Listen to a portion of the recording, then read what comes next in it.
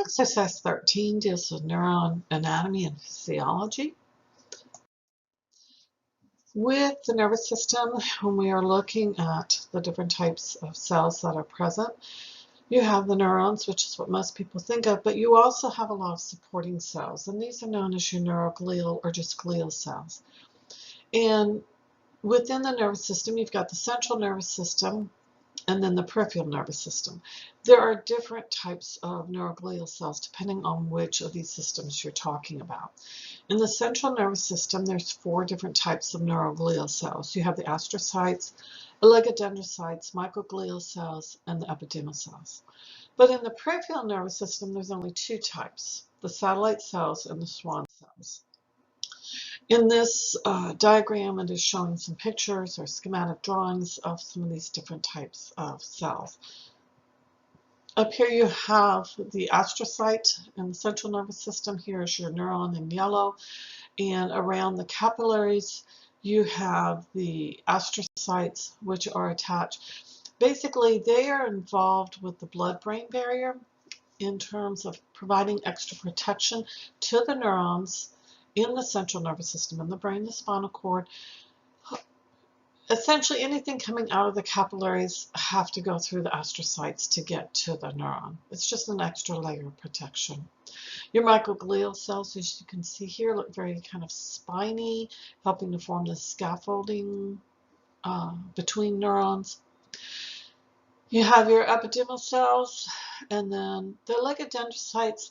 They wrap around the neurons, providing insulation, helping to provide this myelin sheath that we see. Excuse me.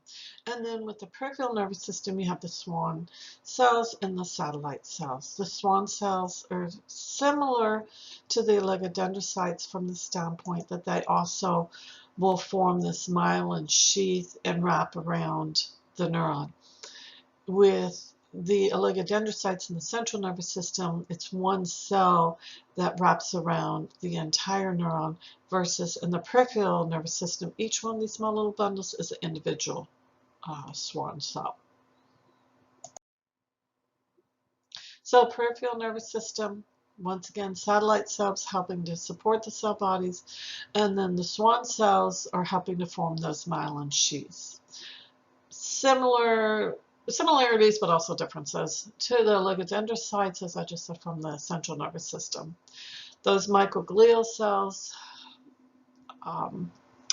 they're going to be involved with also protection, involved somewhat with the immune system, helping to remove any type of debris that is present.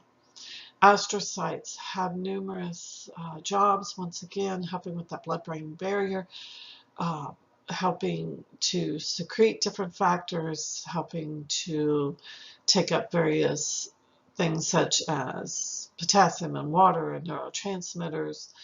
And then your epidermal cells, this is also helping to perform or create barriers between different compartments. So they're all helping to assist the overall functioning and help improve the functioning and improve the efficiency of the neurons. So the neuron itself then is the basic functional unit of the nervous system. It's going to help to transmit these electrical impulses, which we call the nerve impulses. Oftentimes we'll talk about gray matter versus white matter, etc. Gray matter is usually the cell body, the main portion of the cell. This does not have either the oligodendrocytes or the Swan cells wrapped around it. And so we'll see later when those supporting cells are wrapped around the appendages or extensions of a neuron, tends to give it a whitish color. But the cell body tends to have more of a grayish color, so we refer to it as gray matter. Now, what do? Yes, we have different terminology for you. And the cell body, when it is in the central nervous system, when you have a cluster of those cell bodies or a group of them in the central nervous system, so the brain and spinal cord, we will refer to that as nuclei. We're not talking about the nuclei of cells. It's just that you have a group or a cluster of these cell bodies. When we have a cluster or a group of the cell bodies, but it's in the peripheral nervous system, meaning outside the brain, outside the spinal cord, we're going to give it a different name. And that name is going to be the ganglia.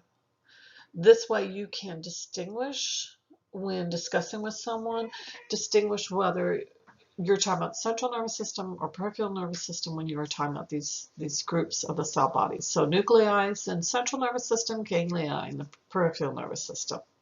I'm sure you're thinking that it is some ulterior motive to annoy anatomy and physiology students by giving you this vocabulary, but it does help you to distinguish between them. Dendrites are the receptive regions, so they are receiving the impulses, and the axon are those extensions that are the impulse is generated and then it's moving away from the neuron typically. It's moving away from the cell body. The axons typically are longer than dendrites. With the neuron, there's different regions. The axon hillox, this is an enlarged area of the cell body. It's at the proximal end of that axon. So just as the axon, basically think of where it's attaching to the cell body. The axon terminus is at the very end of the axon, the very distal end of it. It does contain a lot of vesicles and inside these vesicles are the neurotransmitters. And then the synaptic cleft. This is a tiny space between your presynaptic neuron and the postsynaptic neuron or the muscle. So these smaller extensions up here are the dendrites. As I said, these are the receiving extensions, the receiving impulse from another neuron. Here is the cell body, which we call the soma. So yes, again, we're going to get different names. Just this would be the nucleus right here. This enlarged area kind of, excuse me, kind of looks like a funnel, but it's where this long extension is the axon. So it's where the axon attaches to the cell body. So it's that widening, I often say it looks like a funnel. That's the axon hillox. So you generate the impulse or receive it here. It's going to now move down away from the cell body, move down that axon. These lighter colored areas, that's the myelin sheath. So if you were talking about the peripheral nervous system, these would be Swan cells. They help to insulate because this electrical impulse, it's an electrical charge. It's just like, think of electricity passing through wiring at your home. You want it to be insulated so it doesn't spread all out in the surrounding areas. It keeps it contained, moving down that axon. So that myelin sheath helps to insulate. And then this area down here is the axon terminus, the very end. And if you enlarge those, you'll notice that, yes, it is containing several vesicles, these little sacs, and inside those are the neurotransmitter. And then that is going to be released when the electrical charge comes down. It's going to be released, and then it's going to stimulate whatever this is connected to, either another neuron or a muscle. So the synaptic cleft is this tiny space. It looks large here, but it's actually very, very small. The presynaptic, the one that the charge is coming down, and the postsynaptic, the one that's going to receive the charge, are not physically touching each other. So initially this would have been the presynaptic. The charge came down. It was transmitted and stimulated the dendrites. So initially this was postsynaptic. Now it becomes the presynaptic, and it's going to stimulate over here. That myelin sheath, as I said, those axons are going to need insulation, and that's what the myelin sheath is. So most of your axons have a myelin sheath around. There are a few that do not, but the impulse, that electrical charge, will move much faster if there is a myelin sheath. So if it has that insulation covering, it does move much, much faster. Once again, oligodendrocytes in the central nervous system produce these myelin sheaths, as you can see here, and then the Swan cells produce the myelin sheaths in the peripheral nervous system. Now, neurons, you can classify them one of two ways, either by structure or by function. If you classify them by structure, excuse me, This is showing several different names. Anoxic neuron. You have several different extensions or processes, but you really cannot distinguish the dendrites from the axon. They all look the same size. A bipolar neuron, you have the dendrite, the cell body or the soma is in the middle, and directly opposite is the axon. So you have just two processes and the cell body's in the middle. Now, a unipolar or pseudo-unipolar axon, here the cell body, it may look very similar to a bipolar, but the cell body is actually off on the side. And the dendrite is really continuous with the axon versus being separated by the cell body. And then a multipolar neuron, these have several different processes. They tend to have a single axon. Now you may have branching at the terminus end, but you have multiple dendrites. The majority of the neurons found in the human body are going to be multipolar. Bipolar ones are typically seen in the eye with part of the retina, which is helping you to see, basically absorb the impulse and then send that impulse via the optic nerve. If you classify neurons according to function, you classify them obviously by what they are doing. And so you can have sensory neurons, which are also known as afferent neurons. They are receiving an impulse from a sensory receptor, and then they're sending it towards the brain or towards the spinal cord. They're sending it to that central nervous system. Interneurons, also known as association neurons, they're the intermediate. They're the middleman. They will connect a sensory neuron to the motor neuron. And then the third type is the motor neuron, or the efferent neuron. They are receiving that impulse from the inner neuron and sending that impulse then away from the central nervous system. So a sensory neuron sends impulse towards the brain, towards the spinal cord, the central nervous system. Here's the incoming information. The interneurons or association neurons have to decide, okay, what do we do with this? Do we do anything with it? Sometimes the impulse just stops there. If you need a response, then let's say you put your hand on a hot burner.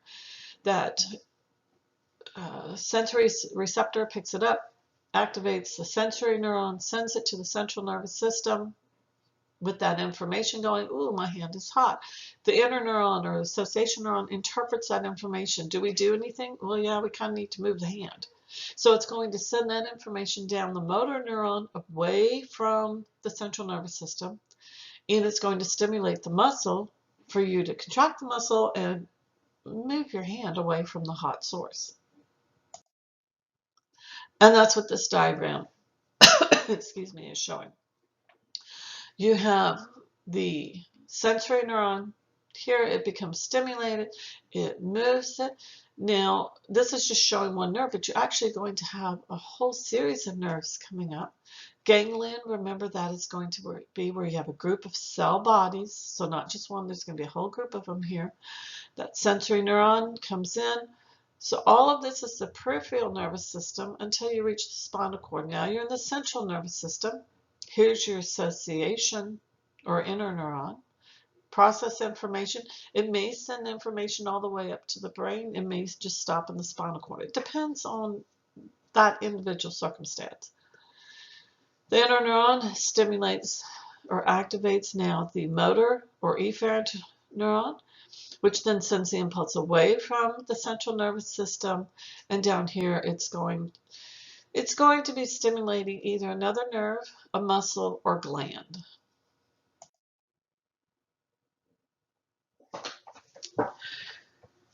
So with the central nervous system, when you have a whole bundle of axons together, we call that a tract, a nerve tract. In the peripheral nervous system, when you have a whole bundle of axons, we call that a nerve, like spinal nerve, cranial nerves. Sensory nerve, once again, is going to be sending impulses to the central nervous system. Motor nerve sending impulse away from the central nervous system. Now, sometimes you may have a mixed nerve, and that just means that it contains both sensory and motor fibers in there. So both sensory and motor, those fibers, those axons, are both in there. If we look at the structure of the nerve, you have different layers, if you will, of connective tissue. And we saw part of this when we looked at the bone with the periosteum and endosteum. And in some ways, it's very similar. You also saw it with the little bit with the coverings of the muscles. Now, again, with the nerves, if we move from the interior and move more superficially or outward, the endoneurium is a connective tissue that's surrounding each axon. So it's surrounding outside the myelin sheath. Perineurium is when you have connective tissue that's surrounding now a group of axons that's called a fascicle. And then the epineurium is when you have connective tissue that's surrounding a group of fascicles. So you're getting larger and larger and larger. So on this diagram, if we look here, this yellow down here is the nerve fiber itself. So now you have the whitish color is the myelin sheath. If this were a peripheral nerve, it would be the Swan cell that's wrapped around, providing that insulation. Around that, on the outside of that, so think of, you've got a shirt on, you're chilly, so now you put a sweatshirt on top. That would be the endoneurium. That's the lighter color. You package this together. That group or that bundle is now wrapped by connective tissue called the perineurium. And this is called a fascicle, this group of them. So now it's like, here you are, you were cold, you, outside of your shirt, you put a sweatshirt on. You're at, prior to COVID-19, you're at a ball game, you're with your friends, you've got your little kids or nieces and nephews or whatever, and everybody's cold, so you have a huge stadium blanket and you're wrapped with that. That would be the perineurium. You get a bunch of these fascicles grouped together, and then that is wrapped with the connective tissue called the epineurium.